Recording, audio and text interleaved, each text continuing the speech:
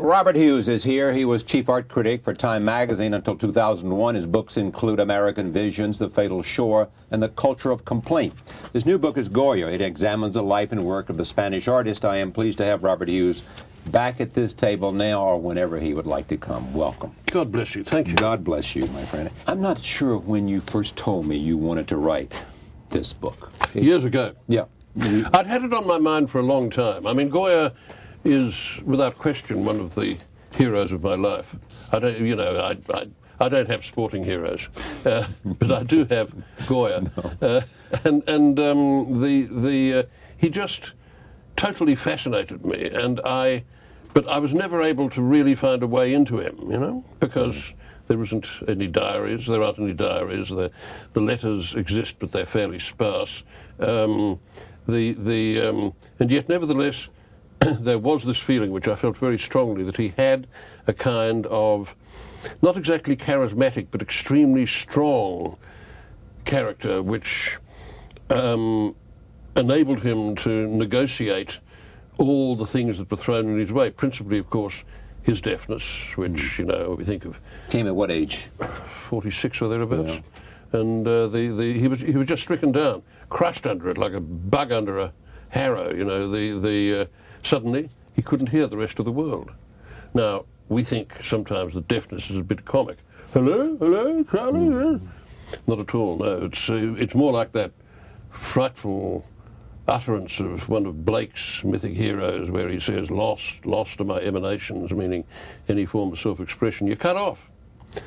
That's what happened to Goya, and to see him fighting his way through it to a new subject matter, to a subject matter which hadn't existed in painting really before, and which becomes an essential link to the modernity that was coming. Yeah, that was something. That may be the answer in part to the next question that I want to ask you is, what is his significance and why is he important? Because you once said, as an art critic, if you don't understand or approach Goya, then you are illiterate. Yeah, I think that's true. In the same way, if you're a literary critic and you can't deal or won't deal with Dickens, or a music critic who won't deal with Beethoven, you're also illiterate. I mean, his genius is actually of that order. And he's a wonderful example of how very high art can at the same time be intensely democratic, how it can appeal to the, to the deepest and widest levels of the human psyche, and do it in a way which cuts across all barriers of class, all of that sort of thing. He is marvellous at doing that. He has a kind of almost sleepwalking capacity to go through the normal barriers of communication. His time was what? His time was, well, he lived to an enormous age by the standards of the time. I mean, he was born in 1746 and he died in 1828. He was, therefore... In fact, a great period of time to live. It was a great period of time to live. See, the average life of a farm worker was 37 at that time, and people died for of diseases which just wouldn't even put you in hospital today. Right. And so to live to 82, still relatively hale and hearty, was something of an achievement. I mean, it was like a triumph over death contained in one man. And he wasn't the only man of his time to live so long, but it was not common. And and there he was, working right up to the end. In fact, one of the last things that he did was a little chalk drawing of this old character with a beard, stumping along on two sticks, and at the top there's inscribed in chalk the words, "Aún aprendo," I'm still learning. And he was insatiable, he was indefatigable, he was a wonderful guy. You said he was a modern artist. He was. He was, because he brings forward that not only that intense subjectivity, but also that feeling that you're truly up against the irrational that is so characteristic of modern art. I mean, he wasn't going to conceal anything. He was just going to make experience with all its contradictions clear. And he had to me, amazing capacity to go into that in an almost sacrificial way. Yet at the same time, he's the last old master, you say. He's the last old master. He's a wonderful portraitist. Yeah. He's a great portraitist of power and nobility. He was, after all, he did the best royal portraits ever. And you've got to remember that although there are a lot of people who think that, you know, I mean, here are these potato-faced Bourbons, you know, who haven't got any claim to any particular physical distinction or beauty. And people think that by painting them as they were, or as they looked, Goya was engaged in acts of satire against rubbish. I mean, he probably made them look better than they were, actually. He certainly made Ferdinand VII look better than he was. But they were a damned unprepossessing bunch. And, of course, as dysfunctional a family as the Windsors, I mean, they were really something. The present-day Windsors. Yeah, as the present-day Windsors. I mean,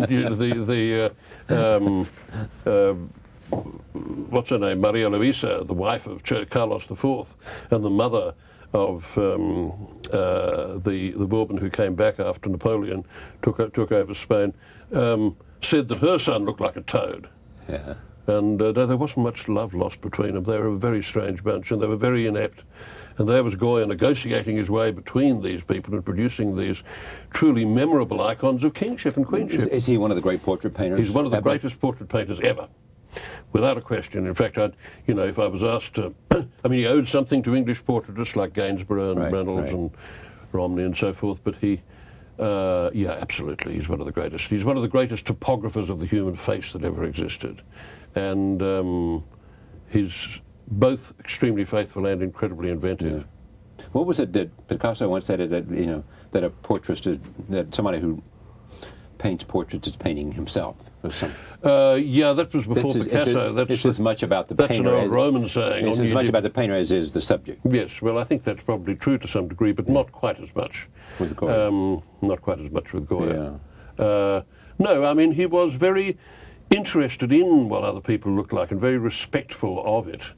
But at the same time, there's no question that he injects some of himself into the portraits. I mean, the classic case, I suppose, is the portraits of the Duchess of Alba. Yeah. And people like to think that he had an affair with the Duchess of Alba, because right here in New York, for instance, there's the portrait of Alba standing with a ring with her husband's picture on it and one inscribed Goya, and she's pointing downwards at an inscription traced in the sand. This is just after her husband's death, and the inscription reads, "Solo Goya, only Goya." Wow. But this is his fantasy, not hers, I think. Yeah. See, he was nuts about her. Not surprisingly, because she was reputed to be the greatest beauty in Spain. I mean, she looked like a sort of supercharged version of Cher. All right, let me take a look at some of these visuals. The first one is a self-portrait in the studio. There he is. There he is, as a Maho. Yeah. You know, in that costume which is still used by bullfighters. Yeah. He loved that costume because it signified masculinity, streetwiseness. You know. Now, where is this? Do you know where this is? Yeah, it's in the Academia de San Fernando in Madrid. Yeah. The next one is Saint Isidro's Meadow. San Isidro's Meadow. Yeah. San Isidro was the patron saint of Madrid. Yeah. And, you know, on the saint's feast day, all these people would come from all over Madrid, and they would dip water out of the holy well of San Isidro, which was reputed to have miraculous properties. It's an Impressionist painting a long time before Impressionism. There they are, having a lovely time in the sunlight. Yeah. You know, pretty girls, handsome men. Yeah, it's a fantastic picture. Next one is the pilgrimage of San Isidro as well. And that, you see, is 30 years later. And the difference between the two, on the one hand, that one we were just looking at, all those people happily cavorting in the sunlight and flirting and so forth, and this nightmare vision of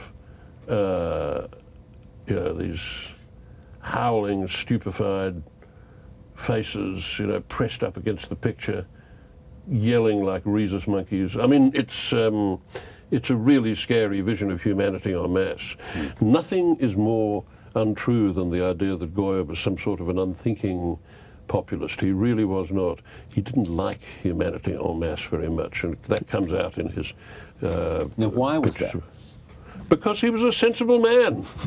He knew you couldn't love everybody. Yeah. I mean, that's a fantasy. So it was his own realism. Yeah, I mean, it was his own realism. I mean, all good human communication depends to some extent upon elitism. Why did you choose this for the cover?